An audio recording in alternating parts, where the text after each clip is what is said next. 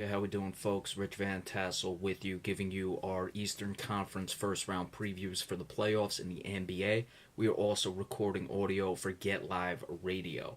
The first matchup is the Boston Celtics, the number one overall seed, playing the Chicago Bulls, the eighth overall seed. Celtics 53 and 29. The Chicago Bulls 41 and 41. They were even for the season. The series, obviously, the Celtics will have the home court as the number one seed. They will have the home court throughout the Eastern Conference playoffs for as long as they advance. With this one, Chicago is a team that can give Boston a few difficulties on the glass. Robin Lopez is quite tenacious on the offensive glass. They no longer have Taj Gibson, so that shouldn't be a problem there. He's usually been a problem off the bench, but Robin Lopez is still a guy who can get at it. What's going to be interesting for me in this series is how much Jimmy Butler marks up Isaiah Thomas. Expect Isaiah Thomas to log more minutes than he did in the regular season. The Celtics still have those question marks when it comes to their bench. At times it's been inconsistent and has allowed teams to get back in it. But in the playoffs, you usually limit your bench rotations so you won't have that drop off at times. I think that's going to be beneficial to the Celtics. There's concerns there for the Celtics, who are the favorites, and that's how I'm going to look at it with this one, is just what are their concerns as the top overall seed compared to the 8th seed. But all in all, Chicago will not be able to win this series. The Celtics have not advanced past the first round under Brad Stevens, but they have not been a favorite in any one of those series. In this one, they shouldn't have that big of a problem. Like we said, Isaiah Thomas will log more minutes. Look for Chicago to try to smother him at times. They'll need Al Horford to be good off the glass, as well as Amir Johnson. And Marcus Smart, when he comes into the game off the bench, has got to play up to his potential. He does have that big game capability. I like the Celtics in 6 games. The Cleveland Cavaliers, the 2 seed, against the Indiana Pacers, the 7 seed. Cavaliers 51 and 31. The Indiana Pacers 42 and 40 for the regular season. Cleveland has lost 4 straight. Going into the playoffs, they relinquished that number 1 seed to the Celtics. They're going to have to turn it back on. LeBron James has never lost a first round series. He's won, what I believe, 13 consecutive first round games. So look for that to be the case again in this series. I don't expect a sweep because of Paul George with the Pacers. He's capable of winning 1 game. But Indiana all the way around, while Jeff Teague has played up to his career level, the point guard for the Pacers, all in all, it just hasn't really come together for the Pacers. Look for Miles Turner to draw a lot of the assignment with LeBron James as well as Paul George. It's going to be interesting to see how Cleveland matches up with Paul George. Expect LeBron James on him at time. Richard Jefferson to be a pest against him off the bench. That's what Richard Jefferson has done. I don't see Indiana being able to keep Tristan Thompson off the offensive glass, and I look for Kyrie Irving to be able to exploit Jeff Teague a lot. And when Kevin Love stretches the floor for the Cleveland Cavaliers, it's going to really make it very difficult for the Indiana Pacers to be able to cover all the way around. Cavaliers in 5 games. The Toronto Raptors, the 3 seed, 51 and 31 against the Milwaukee Bucks, the 6 seed, who are also 42 and 40 for the season.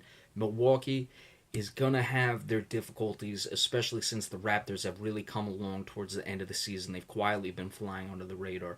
I've had the Toronto Raptors winning the championship. They were my preseason pick, or to win the Eastern Conference championship, that is, coming out when I did the preseason previews. They haven't really lived up to that at times. There's been some sputtering. Of course, the Kyle Lowry injury has affected them. DeMar DeRozan has really picked up his play.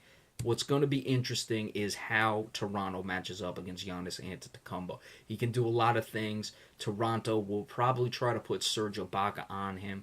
I don't know if Serge Ibaka is going to be good enough to cover Antetokounmpo on the outside.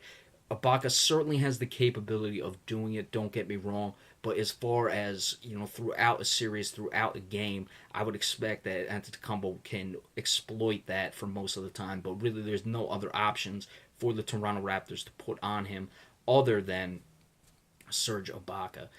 Jonas Valanciunas, the center for the Raptors, did not play in the playoffs last year. Look for him to be hungry and chomping at the bit to get things started. The guard played Malcolm Brogdon, the rookie, had a very impressive season for the Milwaukee Bucks. He's going to have his hands full playing against Kyle Lowry and DeMar DeRozan, 2 seasoned veterans. So that's going to be something that, if he can play well, you give Milwaukee a shot to get a few games, maybe extend the series.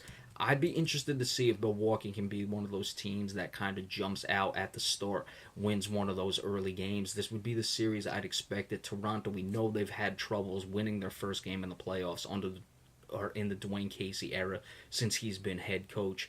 So, they finally got out of the first round last year, made it all the way to the Eastern Conference Finals last year. The Toronto Raptors did. But that's one of those things that you have to keep an eye on.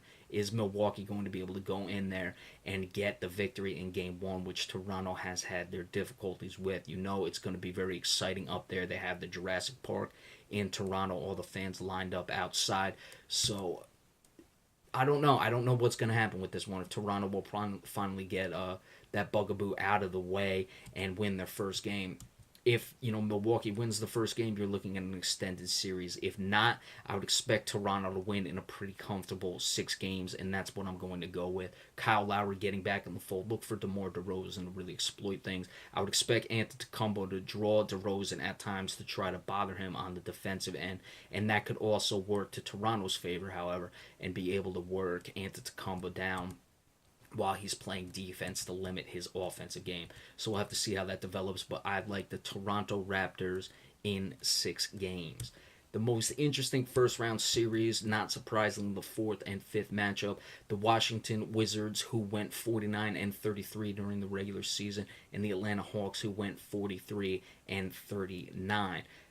Washington was unable to get to that 50-win mark. Of course, they had played very well since a bit of a sluggish start. John Wall having a very good season. Any other year, I don't think he would be the MVP, but certainly would be in a conversation. However, there's just been so many great numbers from the likes of the Russell Westbrooks, the James Hardens, the Kawhi Leonards, the usual suspects at the top of the list. Atlanta, their 43-39 record, at times they were at the top of the Eastern Conference, but that Paul Millsap injury really hurt him. They were able to get him back in the fold. They had some nice wins against Cleveland, against the Celtics going down the stretch with Paul Millsap back in the lineup.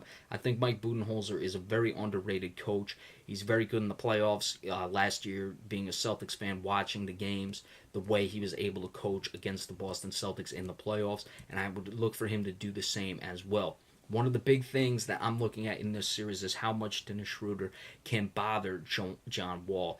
Schroeder has that capability. He gets under guys' skins. He's a pretty pesky defender, and that's going to be one of the things to look out for, is what will his impact be and influence be on John Wall's offensive game. John Wall can play defense as well, though, so look for him to bother Schroeder. What is Otto Porter Jr. going to be able to do? I like him as a most improved player this year. He's probably not gonna be marking up Paul Millsap. You're gonna have Gortat, who's gonna bang around with Dwight Howard on the inside. I look for that to be a wash.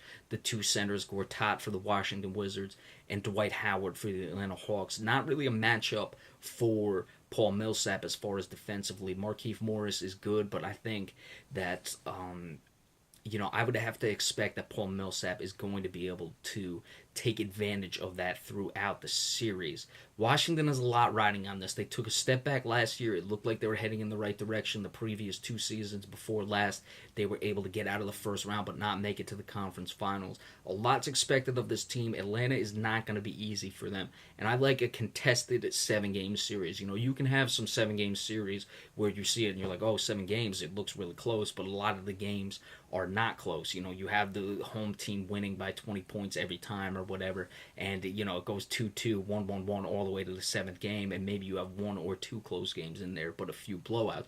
This is not what I expect to be the case. I think Washington is going to have their hands full in this one. Let's see what their maturity level is, Bradley Beal and John Wall. If they don't get it done, there's going to be questions as far as where you go, how you move on in the future with those 2 guys. So I'd have to take Washington to win the series because a lot's riding on it for them, but don't expect the Hawks to be a pushover. They're obviously a much better team with Paul Millsap back in the lineup, and I look for them to really push the Washington Wizards. But in the end, I think Washington has the maturity. Granted, last year was a down year. They didn't make the playoffs, but the experience they have gained from the 2 previous years before them will come in handy for the Washington Wizards in this one, and they're able to get the victory in 7 games. All right, we'll be back a little bit later with the Western Conference previews. We've of course got to do the player previews as well. A lot of the NBA playoff stuff. It's the most favorite time of the year for NBA fans, so keep an eye on that. Postseason awards, postseason honors coming out as well. So we'll see you in a little bit. Thank you.